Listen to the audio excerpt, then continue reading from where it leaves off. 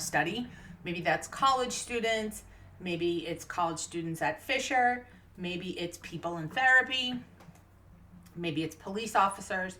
Generally speaking, we can't study our entire group. So we're often going to take a sample. Sampling then refers to that process of how do we select observations.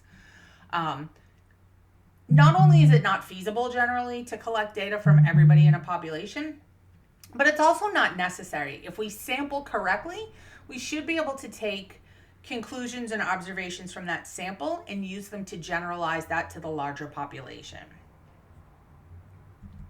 Now, there's two main types of samples: probability samples and non-probability samples. Probability samples have to do with, or are generally various types of random samples. So let's start with non-probability samples. Sometimes we cannot take a probability sample. Now, probability samples are superior in that we can take that information from that sample and we can generalize it and draw conclusions about the larger population that the sample comes from. And that is because the odds of people being chosen for that sample are predicted. Non-probability samples are samples in which the probability that something will be included is not known. We cannot take a non-probability sample and then generalize it to a larger population. But sometimes this still gets us some good information, okay? So there's four main types we're going to talk about: convenience samples, purposive samples, snowball samples, and quota samples. Now, a purposive sample is where we're going to select a sample on the basis of our judgment and purpose of the study. Maybe I want to study a small subset of a population. Maybe there's a student protest movement and I want to understand more about their leadership. Maybe I want to compare two groups, a left-leaning group and a right-leaning group. Maybe I want to look at deviant cases, outliers, people that don't, or observations that don't fit into the general pattern.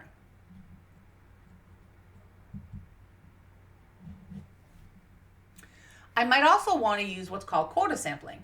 This is when we select units that the total sample has the same distribution of characteristics assumed to exist in the population being studied. So maybe I want to make sure that the number of men and the number of women in my sample reflect the number of men and the number of women in the population, or the racial breakdown, or the religious breakdown. We're going to begin with a table that describes the characteristics of our target population. So like I said, maybe we want to find out the relative proportion of men and women in a group. And then we want to assign all the people in a given cell a weight appropriate to their portion of the total population. This is similar to probability sampling, but it has some problems. First of all, the quota frame has to be accurate, and the selection of the characteristics that you use could be biased. Now, convenience samples are pretty common.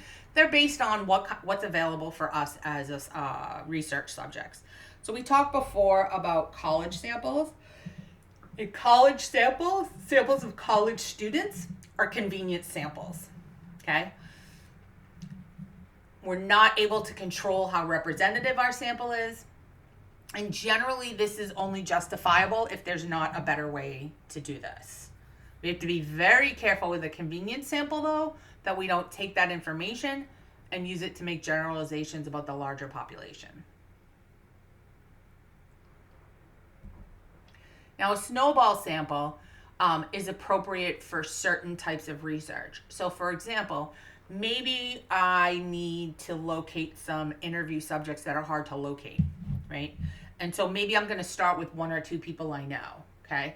And I'm going to interview them. And then I'm going to ask them for suggestions or referrals of people who might also want to participate in the study.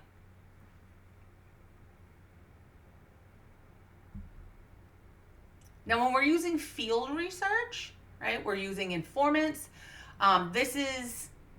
Field research is an attempt to understand some social setting. Maybe you want to learn more about a local neighborhood. You want to learn more about an after-school program. You want to learn more about a gang.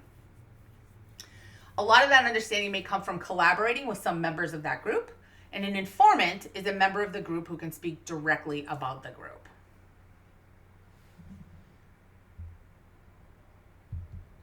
Now let's talk about probability sampling. Probability sampling means there's a known likelihood of any particular type of observation being in our sample, okay? It allows us to take a sample and generalize our findings, which means to apply our findings to the larger population the sample comes from. Now, we're not completely homogeneous, and our sample then has to reflect the variation that exists amongst us, right? So your sample ideally should look like your overall population. We often use probability samples with large surveys. They often don't send the survey out to everybody in the population. They draw a sample and send it out to them. We have to be careful when we're sampling that we're not having any sampling bias. So, our sample should be representative. Each member of the population has a known and equal chance of being selected into the sample. So when we think about a simple random sample, right, it would be like if I put all your names in a hat and we reached in and we grabbed one out, we all have the same odds or chances or probability of being chosen. If a sample will be representative of the larger population if everyone has an equal chance of being selected, okay? It doesn't mean you have to have an equal opportunity based on every characteristic you have, but just the characteristics that are relevant to the research.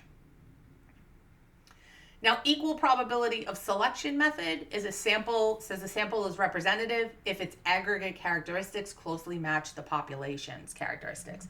You guys might recall reading like a journal article and it will tell you the demographics of the sample, and then it will sometimes tell you the demographics of the larger population and let you know whether or not it's representative.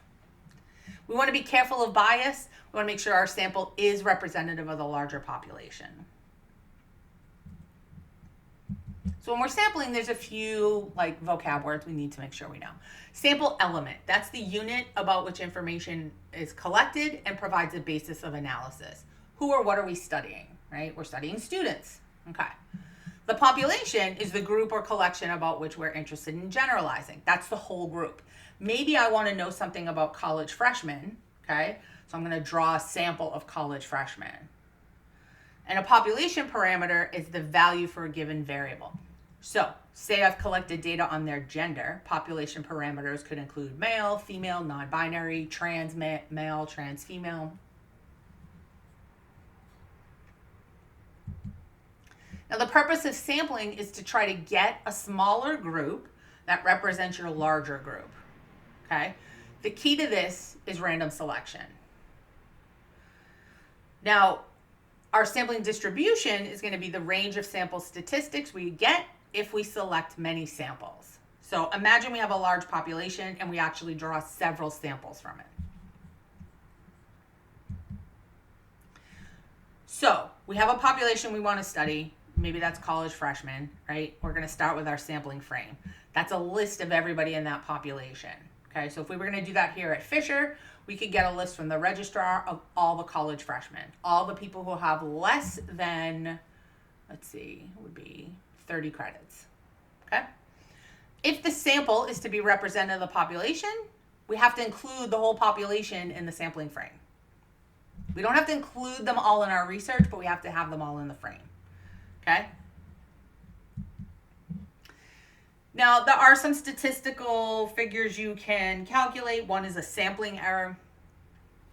So imagine we're a much bigger school, right? Because it actually wouldn't be that hard for us to survey all of our freshmen. Okay, so imagine we're a much bigger school of like 40,000 students, right? And imagine we drew 10 different samples of 100 freshmen, right? We can then estimate what's called a standard error, okay? A standard error is sampling error that might occur, okay? Error would be due to, like, they would be the things that make it so that our sample doesn't actually represent our population.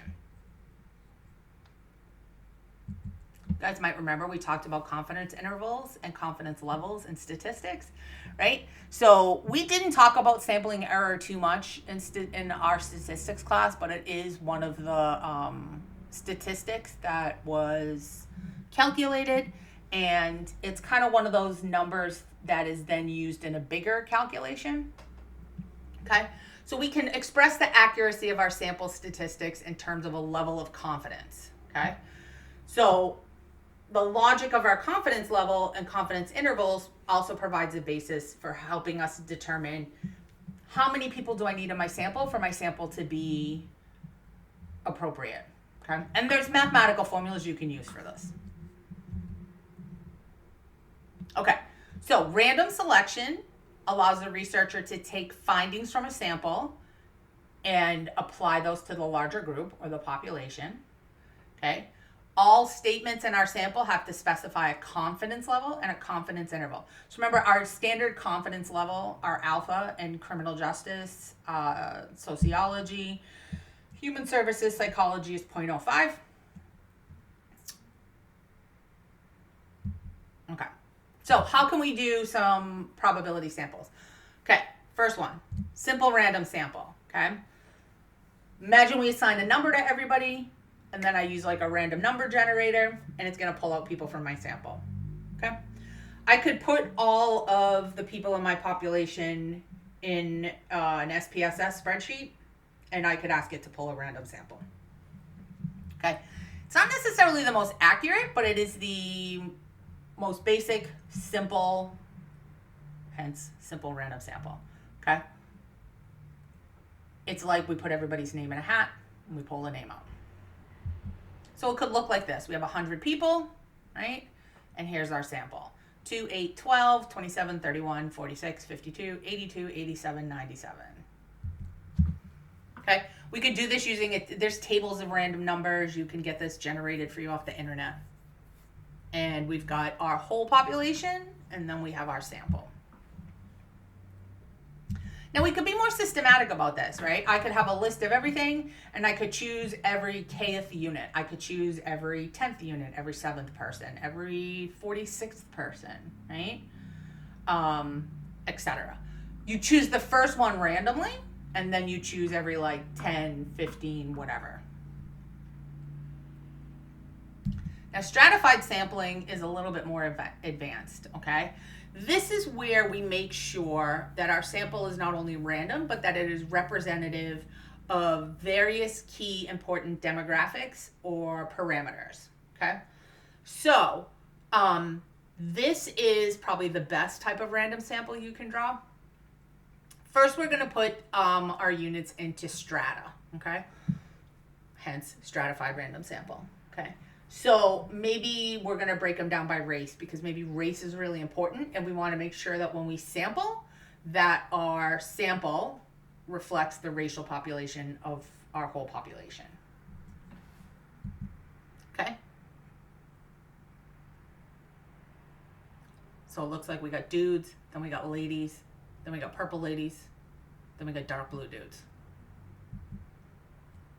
Okay, and we sample based on the size of those strata. Now, a little more complex is a multi-stage cluster sample, and you guys have learned about these. You probably just don't remember that we talked about them, okay? But multi-stage means more than one stage, okay? So basically you start with a stratified group. So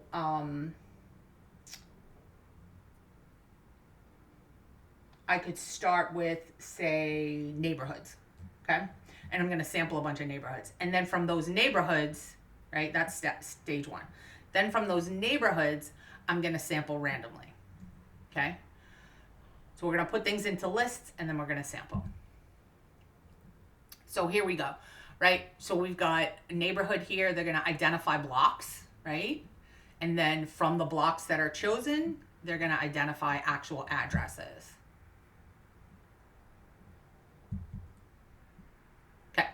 Stratification can take place at each level of sampling, okay? And it could be 2-layer levels, it could be 3 levels. And the probability is drawn proportionate to the size. Okay, so the National Crime Victimization Survey, this is a multi-stage cluster sample, okay? They're trying to interview people and have them represent all of victimization in the United States, it's done by households, and it's only people 12 and older. Okay, so minors aren't included. Well, some minors are included in this. Children are not included in this. So it ends up being 240,000 people from 150,000 households. And believe it or not, their sampling method is so precise and so accurate that you can take those 240,000 people, those 150,000 households, and draw conclusions about victimization in the United States. Okay, so the first area is a primary sampling unit. Okay, this is areas that have been like designated as primary sampling units in the United States. Largest ones automatically included. Smaller ones are stratified by size, how densely populated they are, okay, and other variables into about 150 strata. And then from there, they use census enumeration districts, okay? A CED is a cluster of 4 houses that's used like in the census. So probability sampling is the most effective for us to study something and be able to make generalizations. It avoids any sort of bias that we might have, whether that's conscious or unconscious, okay? It also allows us to estimate sampling error. Now, just some things to think about ethically. Because probability sampling carries the risks of error, we have to inform our readers of any errors that might make the results misleading, right? You guys might recall reading some research where they'll tell you, they sent the survey out to X many people and only Y many people responded. They'll tell you their response rate, right? We want to provide as much information as possible to our audience. Sometimes we want to use a non-probability sample because it's going to help us reach variations in a population. We want to make sure then that we're letting our reader, our audience know that it is not a probability sample and it cannot be generalized.